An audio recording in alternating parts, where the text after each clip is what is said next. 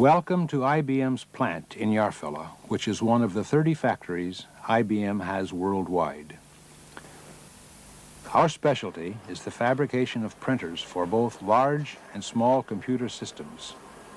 Today, we will observe the assembly of a hammer block for IBM's printer 4234 on an automated assembly line, FAS, Flexible Assembly System.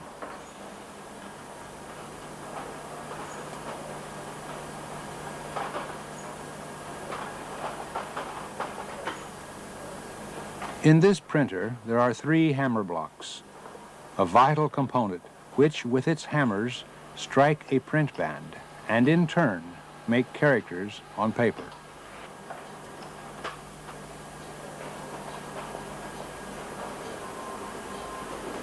The FAS system has 6 stations, of which 5 utilize the IBM SCARA-type robot 7547. The stations are connected by a conventional conveyor system for moving the details to the different assembly stations. We will follow the fabrication of a hammer block from the starting station in the upper right-hand corner where the manual operation is located. The operator, Ole, has filled a pallet with 18 newly washed blocks and will attach the air baffle tube, which has small finger-like tabs. The baffle mechanism is used to hold the parts in place during transport to the next station. And when the blocks are firmly in place, Ollie sets the code for the first assembly station. The address is set using the 5 code blocks turned to form a special pattern. The code blocks have 2 reflective sides, which can give 32 different combinations, and soon we can see how the photocells read the code.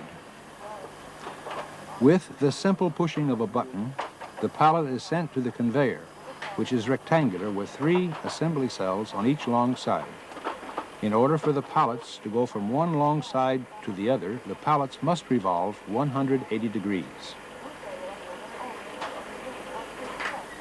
Just in front of the next station, the pallet comes to a complete stop to allow the 5 photocells to read the code.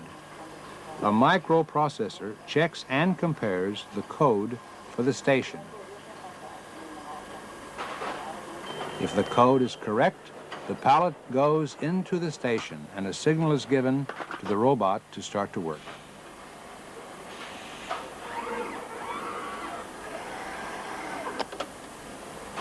The robot now takes the first of the 18 blocks and places it in a fixture. This operation is to glue 6 magnets and a so-called focus plate onto the block. In order for the adhesive and acrylic ester to adhere properly, the drops must be of the right size and in the right location. The adhesive is made by Loctite with the trade name Black Max. The robot takes a syringe and dabs a bit on a piece of paper. After that, the process continues. On a command from the robot's controller, an air valve is operated to force a small drop of adhesive to be placed on the surface. A light vacuum between dabs controls the amount of adhesive and assures the right amount to be applied.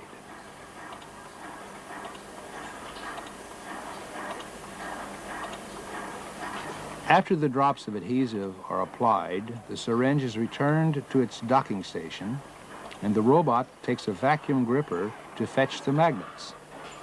At this point, the magnets have not been magnetized. To assure the proper cleanliness, the magnets have been placed in a magazine directly after cleaning. This magazine places the magnets on a mechanism that provides 3 magnets in a row, end to end, to be picked up by the vacuum gripper.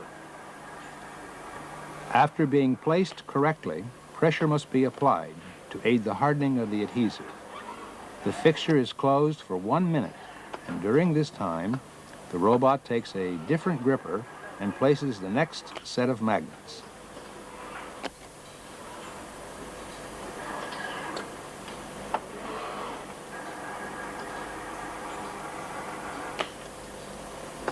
If a situation occurs that cannot be taken care of by the numerous recovery programs, the robot calls for help by turning on the yellow signal lamp. If the robot determines that the situation is very complicated, it whistles for the operator. After the operation is complete, the robot takes the finished part, returns it to the pallet, and places the next block in the fixture to repeat the operation. When all blocks on the pallet have been completed, the robot changes the code on the pallet and sends it to the next station.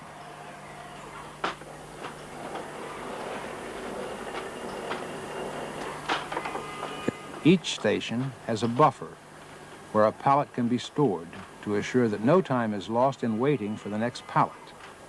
If the workstation is free, the stored pallet is called for and sent to the work area.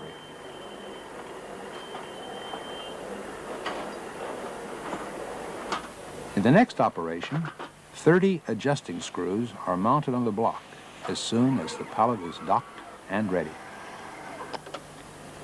The screws must be tightened from the back side of the block so the block is turned upside down.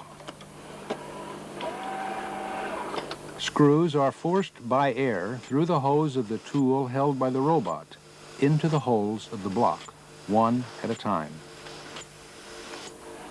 The screws are sorted and turned correctly by a vibrator. On a signal from the robot, a gate is opened and the screws are fed into the hose. As the screws are placed, a sensor assures the delivery. When all the screws are placed, the robot fetches the upside-down block and places it in the assembly fixture.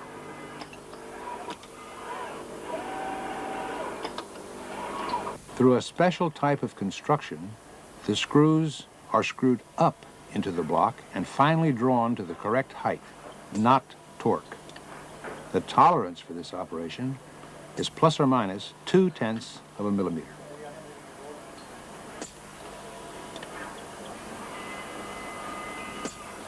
There is only room for one depth sensor, so the fixture is indexed for each screw. This station demands perfect quality for both the screw and the tapped hole, much more so for automation than for manual assembly.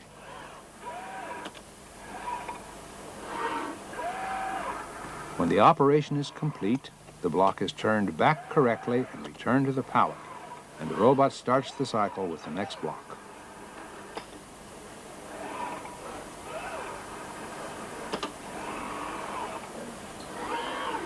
As in the first station, the robot changes the code and sends out the pallet to the next operation.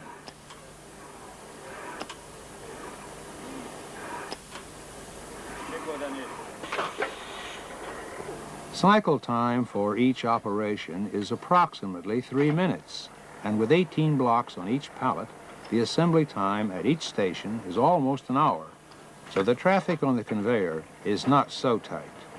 The speed of the conveyor system is 10 meters a minute.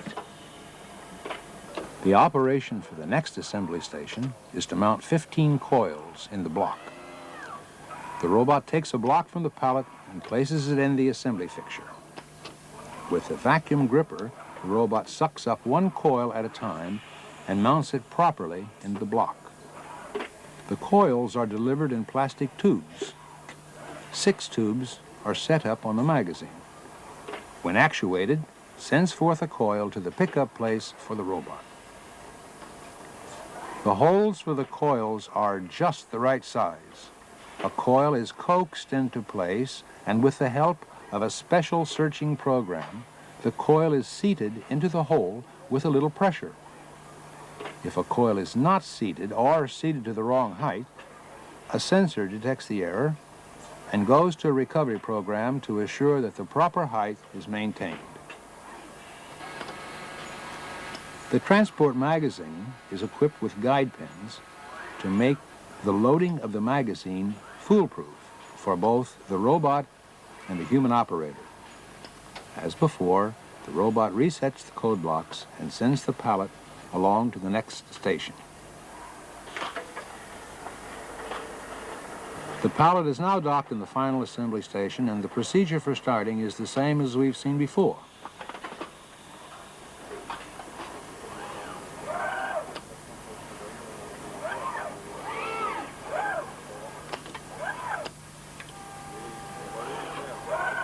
The robot takes a vacuum gripper and gets a spring from a magazine. The spring is then put on the block and is guided by two pins, which guarantee the positioning. Then the robot takes a thin plastic strip, again using the vacuum gripper, and places it on top of the spring. Then to a different magazine and picks up a stamped detail which has 15 fingers. It is these fingers that strike the print band and make the characters on the paper. After that, another thin plastic strip. Plastic has a tendency to become charged with static electricity. To combat this, a radioactive bar has been placed near the magazine to discharge the static electricity. On top of the plastic strip is placed a new spring, which must be turned to avoid getting a sharp edge caused by stamping and can cause wear to the 15 finger plates. Now the package is complete and must be secured with 15 screws. The screws used for this operation are slotted, and sometimes this can cause problems in automated assembly. Variations in the screw head diameter or the slot can lead to problems. This screw will soon be replaced with a type called Torx, which is better suited to automated assembly.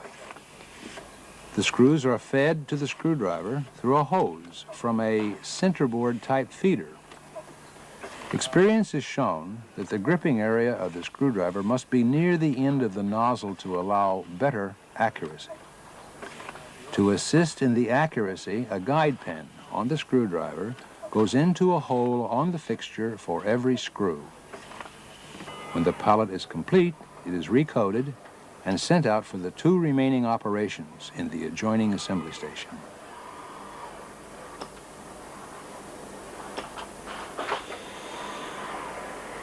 The code reader assures that each pallet gets to the right station. In the event a pallet comes to a station while an operation is in progress and the buffer station is occupied, the reader lets the pallet make another complete revolution of the conveyor system. Every time the pallet comes to the assembly station, it asks if it can come into the work area or the buffer station. The first operation in this cell is to magnetize the magnets. The block is placed in a coil which gets charged from a large capacitor bank. The coil is protected from overheating through water cooling, for several hundred amps go through the coil with every pulse. The magnetization is repeated twice to guarantee the required result. Upon the completion of the magnetization, the robot removes the block and puts it into the fixture for the next operation. In this operation, the robot plays a very minor role. It's the final adjustment of the screws which were installed in the previous operation to adjust every hammer finger to a value with a tolerance of plus or minus 0.006 of a millimeter. The robot has only to put the block in the fixture and with a screwdriver fasten it solidly. The rest of the control is made by an IBM PC. Because of the tolerance limits and the accuracy required, the design and construction of the fixture become very important. Not only must it be solidly built, but it must be clean at all times. A few specks of dust in the wrong places, and the adjustment will be incorrect. The fixture is positioned so that the screwdriver comes to the front of the screw. A piston moves in the screwdriver so that it can find the drive slot of the screw. The measuring equipment decides in which direction to turn the screw and gives a signal when the adjustment has been accomplished. A measurement is never made when the screwdriver has pressure against the screw, which eliminates the possibility of play in the screw threads. Two sensors are used. One which tells where the finger is, and one follows the reference plane of the fixture. This is to compensate for drift an angular change, if any. The sensors send this information to the Tessa measuring system, which in turn gives the information to the PC system. The values are also displayed as an aid to the operator. The instrument shows the measurement in thousandths of a millimeter with a decimal, so just now you see this adjustment has been made to 9 ten-thousandths of a millimeter deviation from zero, and the next to 13 ten-thousandths of a millimeter. All of this information is fed to the PC, which, with a basic program, makes and displays the statistics. Each block's measurements and a recorded histogram show the total daily results. The programming and debugging of the system was made by 2 Chalmers students for their thesis with the guidance of one of our application engineers. The measurements and adjustments are practically finished, and the entire operation has been completed and practically untouched by human hands. The only thing left is for the robot to loosen the fixture, remove the block with an electric screwdriver, and put the block back on the pallet. As we saw earlier, the robot resets the code and sends the pallet back to the conveyor and onto the manual station where Ole, or Kati, or Pelle, the 3 operators in charge of the shifts for the FAS, will remove the finished blocks and reload the pallet and send it out to the conveyor to begin the entire operation again. The FAS system has been in production since the middle of 1986, and a good part of that time has been on a 3-shift basis. Our system shows that even complex operations are possible with new production-type techniques which can give considerable benefits, such as better quality with reduced manpower. What has not and cannot be shown is that this system lends itself easily to the setup and assembly of other products quickly, which is very important for small batch jobs.